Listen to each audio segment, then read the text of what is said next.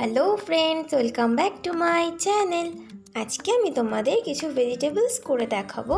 তো আমি কিভাবে প্রত্যেকটা ভেজিটেবলস করছি তোমরা পুরোটা আগে দেখে নাও, আমি তারপরে তোমাদের কালারটা করে দেখাচ্ছি।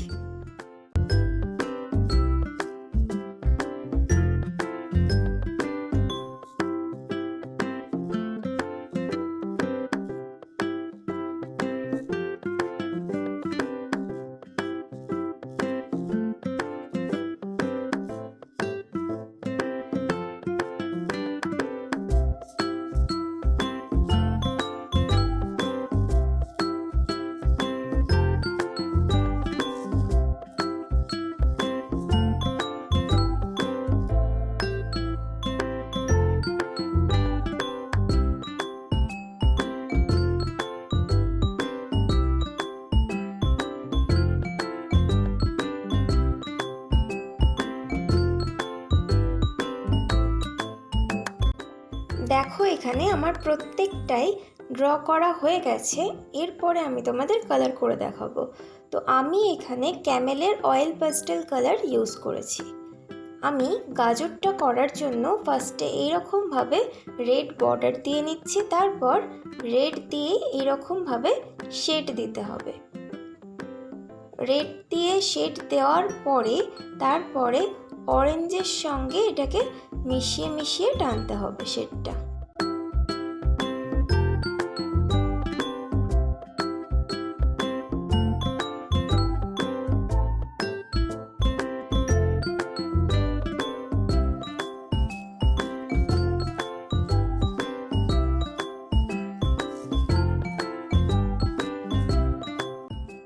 তোমরা দেখতে পাচ্ছ এখানে আমি পুরোটা এইরকমভাবে অরেঞ্জ করে নিয়েছি।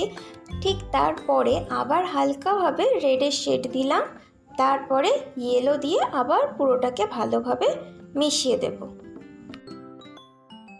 এরপরে গাজরের ওপর যেসব দাগগুলো আছে সেগুলোতে ব্রাউন করতে হবে। এই পুরো ভিডিওটা দেখতে দেখতে যদি তোমাদের কোথাও বুঝতে প্রবলেম হয়ে থাকে তোমরা আমাকে কমেন্ট বক্সে কমেন্ট করে জানাতে পারো। এছাড়া আরও কীরকম টাইপের ভিডিও তোমরা দেখতে চাও সেটাও আমাকে কমেন্ট বক্সে কমেন্ট করে জানাতে পারো। দেখো, গাজর তো আমাদের কমপ্লিট। এরপরে করব পেঁয়াজ।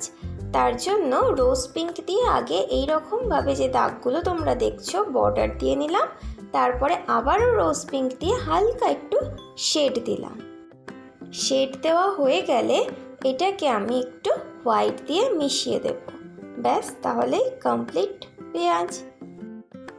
এরপর করছি টমেটো। তার জন্য ফার্স্টে এইরকমভাবে বর্ডার দিয়ে নিতে হবে। বর্ডার এই কারণেই দিতে হয় যাতে কালারটা না বাইরে বেরোয়। তারপরে পুরো টমেটোটাকে এইরকমভাবে রেড করে নিতে হবে। এরপরে এই রেডের সঙ্গে ডিপ ইয়েলো দিয়ে ভালোভাবে মিশিয়ে দিতে হবে, তাহলেই আমাদের কমপ্লিট টমেটো। এখানে আমি শুধুমাত্র স্যাপ গ্রিন দিয়ে পুরোটা করেছি, তোমরা চাইলে হালকা একটু ব্ল্যাকও দিতে পারো। এরপরে করছি কুমড়ো। তার জন্য ফার্স্টে প্রত্যেকটাকে এইরকমভাবে রেড দিয়ে বর্ডার দিয়ে নেব।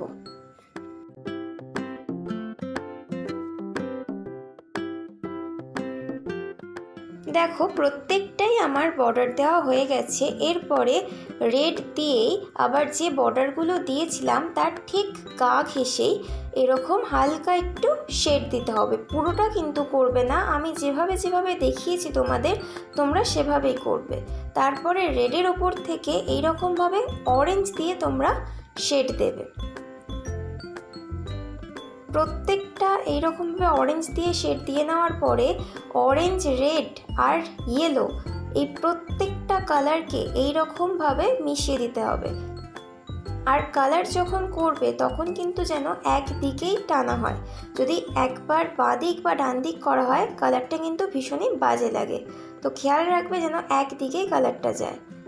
এরপরে ডার্ক ব্রাউন দিয়ে এটা করতে হবে। ডার্ক ব্রাউন দিয়ে করার পরে এখানে লাইট ব্রাউন দিয়ে পুরোটা করে নিতে হবে। ব্যাস, তাহলে কুমড়ো কমপ্লিট। এরপরে করছি বেগুন। তার জন্য ডাঁটিটাকে এরকমভাবে পুরোটাকেই স্যাপ গ্রিন দিয়ে করে নিলাম।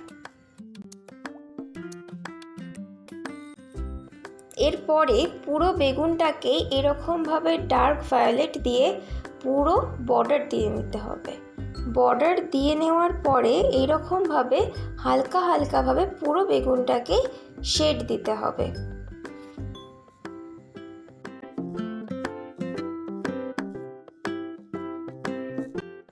শেড দিয়ে নেওয়ার পরে এখানে ভায়োলেট দিয়ে পুরোটাকে করতে হবে। খেয়াল রাখবে ভায়োলেট আর ডার্ক ভায়োলেট যেন গুলিয়ে না যায়। ডার্ক ভায়োলেট দিয়ে বর্ডার আর শেড, তারপরে ভায়োলেট দিয়ে পুরোটাকে করতে হবে।